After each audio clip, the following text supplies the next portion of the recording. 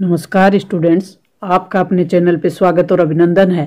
आज का हमारा महत्वपूर्ण कंटेंट और टॉपिक है वह राजनीति विज्ञान कक्षा 12 पॉलिटिकल साइंस का ये पाठ है अपना चैप्टर राष्ट्र निर्माण की चुनौतियां।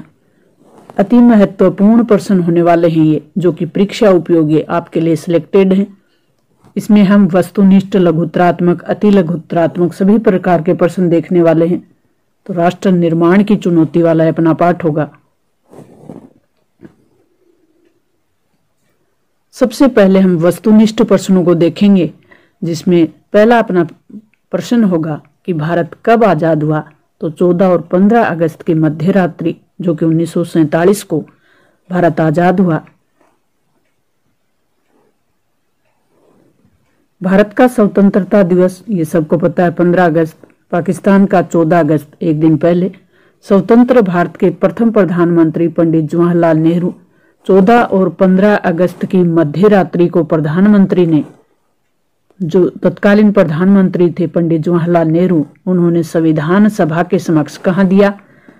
तो पंडित नेहरू, ये भाषण किसने दिया और कहाँ दिया। तो 14 और 15 अगस्त की मध्य रात्रि को पंडित जवाहरलाल नेहरू ने संविधान सभा के विशेष सत्र में, यानी संविधान सभा के समक्ष अपना भाषण दिया। चीर भाग्य वधु से चिर प्रतीक्षित भेंट या ट्रिस्ट विद डेस्टिनी, यानी जिसकी प्रतीक्षा भारतीय जनता कर रही थी वो दिन अब आ गया। अभूतपूर्व हिंसा एवं विस्थापन की त्रासदी का वर्ष किसे कहा जाता है। 1947 में भारत जब आजाद हुआ तो एक तरफ खुशी थी तो एक तरफ विभाजन की त्रासदी भी थी, चारों ओर सांप्रदायिक हिंसा थी। तो इसे विस्थापन और हिंसा की त्रासदी वाला वर्ष कहा जाता है। स्वतंत्रता का वर्ष भी कहा जाता है। 15 अगस्त को देश का प्रधानमंत्री देश की जनता को कहां से संबोधित करता है। तो ये लाल किले की प्राचीर से, नई दिल्ली। स्वतंत्र भारत के सम्मुख दो प्रमुख चुनौतियां कौन सी थी। तो विविधता में एकता के दर्शन कराने वाले राष्ट्र निर्माण की के समक्ष चुनौती, लोकतंत्र की स्थापना की, समाज में गरीब और वंचित तबके के विकास की। तो स्वतंत्र भारत में हम 3 प्रकार की चुनौतियों की बात करते हैं। राष्ट्र निर्माण की चुनौती, लोकतंत्र की स्थापना की चुनौती और समाज के विकास की चुनौती। भारत गणतंत्र कब बना, यानी भारत का संविधान जब लागू हुआ तो भारत गणतंत्र बना। तो गणतंत्र का आपको पता होगा, गणतंत्र क्या होता है।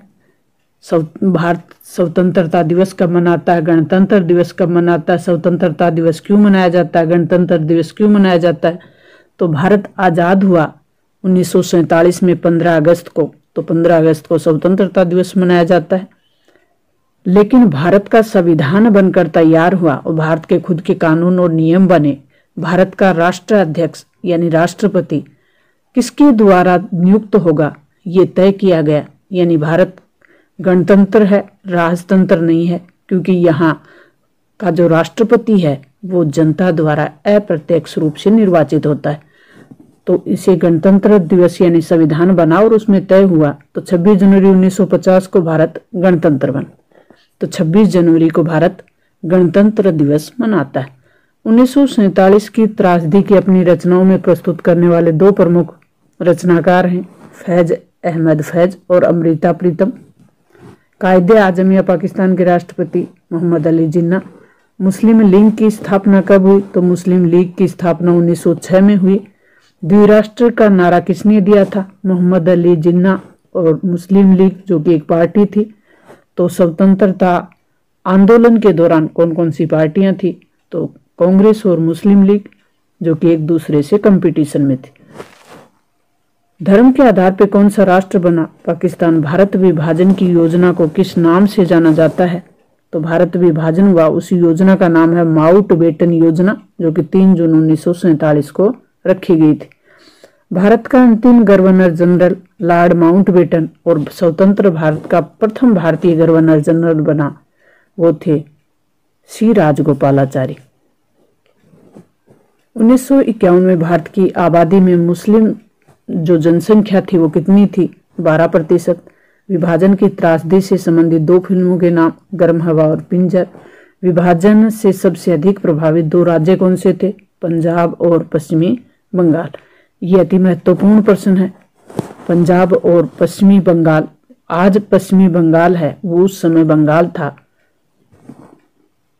क्योंकि बंगाल का पूर्वी बंगाल और पश्चिमी बंगाल 2 भागों में विभाजन कर दिया था। पूर्वी बंगाल जो वर्तमान में बांग्लादेश है। सांप्रदायिक हिंसा के विरोध में महात्मा गांधी ने प्रथम बार उपवास कहाँ रखा? कोलकाता में, जनवरी 1948 में। महात्मा गांधी की हत्या 30 जनवरी 1948 को नाथूराम गोडसे द्वारा कर दी जाती है। स्वतंत्रता के समय भारत में रजवाड़ों की संख्या कितनी थी? ये इंपॉर्टेंट है, 565। अंग्रेज किस नीति में विश्वास रखते थे? फूट डालो राज करो। सबसे पहले कहाँ के राजा ने अपने राज्य को स्वतंत्र घोषित करने की घोषणा की थी? तो ये त्रावणकोर के राजा थे। संविधान सभा में शामिल होने से किस नवाब ने मना किया था? भोपाल के नवाब ने। देशी रियासतों के एकीकरण का श्रेय किसे दिया जाता है? तो देशी रियासतों के एकीकरण, जो कि भारत के लौह पुरुष भी कहलाते हैं, सरदार वल्लभ भाई पटेल। रजवाड़ों के शासक भारतीय संघ में शामिल होने के लिए एक सहमति पत्र पर हस्ताक्षर करते थे, और उस सहमति पत्र का क्या नाम था? तो ये था इंस्ट्रूमेंशन ऑफ एक्सेशन। ऐसी 4 रियासतों के नाम लिखिए जिनका एकीकरण भारतीय संघ में कठिनाई से हुआ। तो ये जूनागढ़, हैदराबाद, मणिपुर और जम्मू कश्मीर। हैदराबाद के शासक को निजाम कहा जाता है। हैदराबाद के शासक को क्या कहा जाता है? निजाम। हैदराबाद के निजाम ने अपनी रियासत के लिए क्या चुना? स्वतंत्र रहने की। हैदराबाद रियासत को स्वतंत्र रखने के लिए निजाम ने अपनी रियासत को यथास्थिति यानी स्वतंत्र रियासत बनाना चाहते थे। हैदराबाद के निजाम के खिलाफ किस स्थान के किसानों ने आंदोलन किया था? तो तेलंगाना के किसानों ने हैदराबाद के निजाम के विरुद्ध आंदोलन किया। हैदराबाद का निजाम आंदोलनरत किसानों के खिलाफ एक अर्धसैनिक बल का प्रयोग करते थे। उसे कहा गया था रजाकार। यानी रजाकार क्या थे?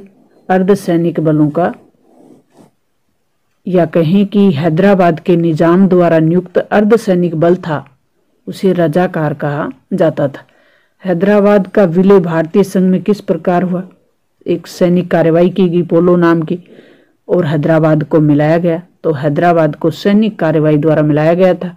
मणिपुर के किस शासक ने सहमति पत्र पर हस्ताक्षर किए?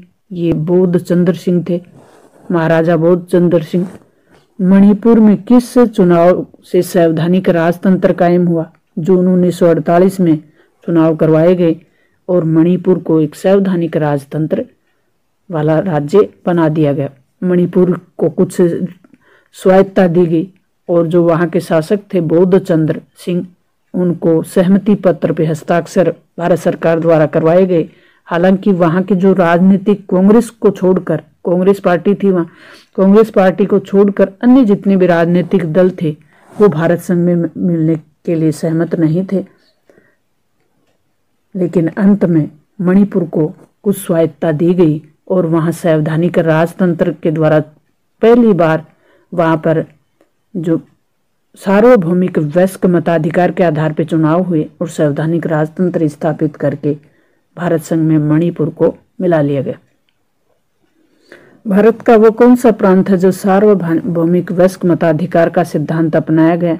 तो यह था मणिपुर। कांग्रेस ने किस अधिवेशन में भाषा के आधार पर राज्यों के पुनर्गठन की बात कही थी? 1920 में नागपुर अधिवेशन हुआ था, जिसमें कांग्रेस ने अपनी मंशा जताई कि भाषा के आधार पर राज्यों का पुनर्गठन किया जाएगा देश की स्वतंत्रता के बाद। भाषा के आधार पर किस प्रांत ने सर्वप्रथम विरोध प्रदर्शन किए? पुराना जो मद्रास प्रांत था वहां पे भाषा के आधार पर विरोध प्रदर्शन हुए। आंध्र प्रदेश की मांग करते हुए किस नेता की मृत्यु हो गई थी? पोट्टी श्रीरामुलु। भाषाई आधार पर सर्वप्रथम किस राज्य का निर्माण हुआ? आंध्र प्रदेश का। आंध्र प्रदेश के निर्माण के लिए प्रधानमंत्री ने घोषणा कब की? दिसंबर 1952।